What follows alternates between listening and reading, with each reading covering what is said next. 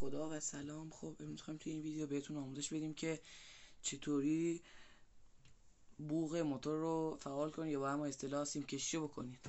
با ما همراه باشید. خب دوستان، ما اول سیم قلوه رو دنبال می‌کنیم، شاسی بوق که اینه. سیمای خود بوق هم میاریم توی کلچرا و ادامه ویدیو رو میگیریم. این دوتا سیمای بوقه. من الان می‌خوام وصلشون کنم به برق. خب ببینید، اول یک سر این سیمای یکشو میزنم به سیم این قلوه. ببینید اول یک سر این بوق رو میزنم به این منفی باتری که اینه، یا همون به اصطلاح میگن اتصال بدنه.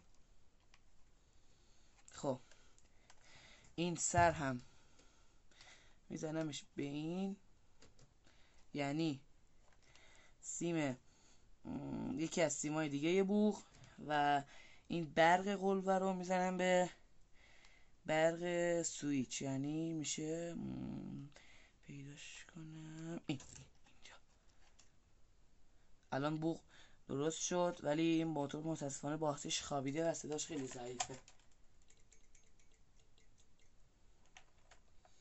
بذارید من موتور رو روشن کنم که صداشو قشنگ بشنوید.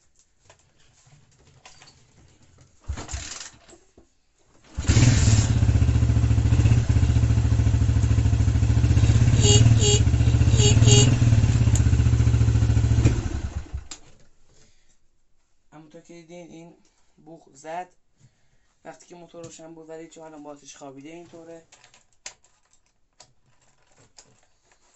الان اینم از سیم کشی بوق. امیدوارم خوشتون اومده باشه. خدا نگهدار. حتما سر سیم ها رو چسب بزنید و ما رو حمایت کنید و لایک هم یادتون نره. خدا نگهدار.